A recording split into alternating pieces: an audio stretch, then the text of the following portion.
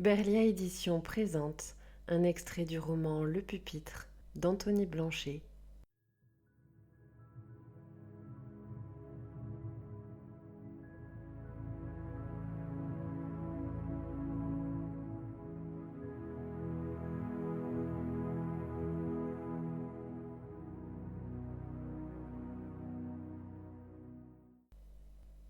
Pour Auguste, Louise et Anna, ma constellation. Chapitre 1. Note de l'auteur. Croyez-moi, une banane peut changer le cours d'une journée. N'y a-t-il rien de plus triste qu'un magnifique rayon de soleil lorsque l'on est déprimé ?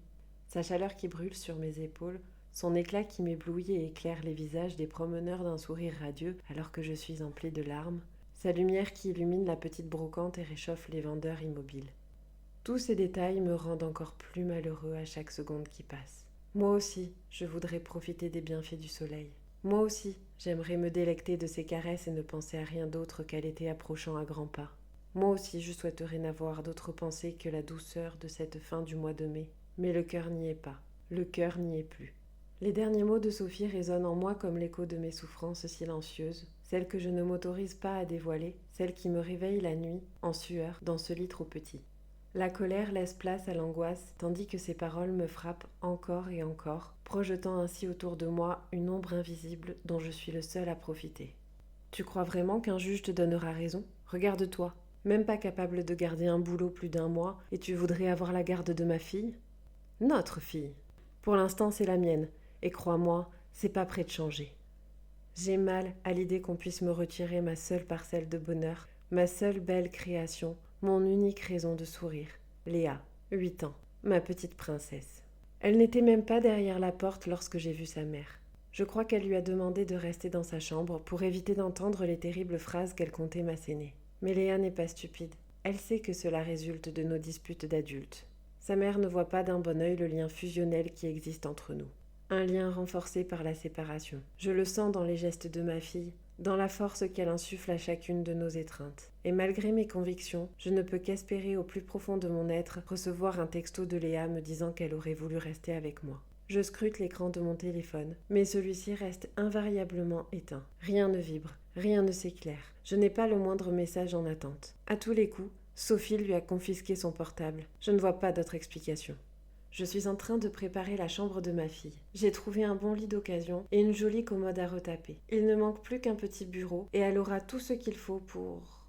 Tu n'as qu'une chambre et je suis certaine que tu n'auras plus de quoi payer ton loyer le mois prochain. Je ne vais pas prendre le risque de te confier Léa alors que tu seras à la rue dans quelques semaines. Je dors dans le canapé, je lui laisse la chambre.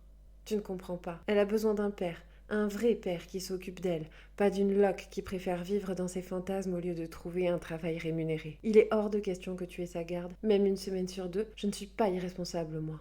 Je vais lui trouver un bureau. Tu sais que j'ai toujours été là pour elle, à chaque instant depuis sa naissance. Tu sais très bien qu'elle préfère quand c'est moi qui lui raconte des histoires, qui lui chante des chansons. C'est injuste de reporter la faute sur moi parce que tu préfères ton monde à la réalité, et qu'un jour ou l'autre, Léa passera au second plan.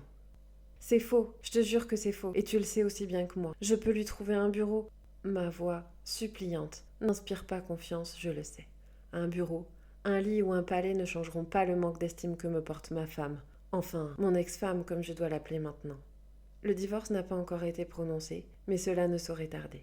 L'audience est prévue pour la fin du mois prochain, et il ne reste qu'un seul point de désaccord entre nous, la garde de Léa. Je ne tiens pas à la séparer de sa mère. Je veux ce qu'il y a de mieux pour elle, et je sais que l'équilibre d'un enfant passe par la présence de ses 2 parents dans sa vie. Sophie n'envisage pas les choses de la même manière et pense que je ne suis pas en mesure de m'occuper d'elle matériellement, et elle compte bien se faire entendre par voie d'avocat. Elle ne reconnaît plus l'homme que j'ai été et qui l'a séduite. Elle ne voit plus que la loque humaine qui a sombré au fond d'un puits sans fond depuis qu'elle a demandé à ce que je sorte de sa vie. Elle refuse que je voie Léa plus d'un week-end par mois. Cette décision injuste ne peut pas être prononcée par le juge. C'est impossible. Je refuse de me plier à un ordre aussi absurde alors que ma fille a besoin de moi. Si je ne dis rien, si je ploie le genou face à cet affront, c'est uniquement pour éviter d'envenimer la situation pour Léa. Et si, pour elle, je dois trouver un emploi alimentaire, j'en trouverai un.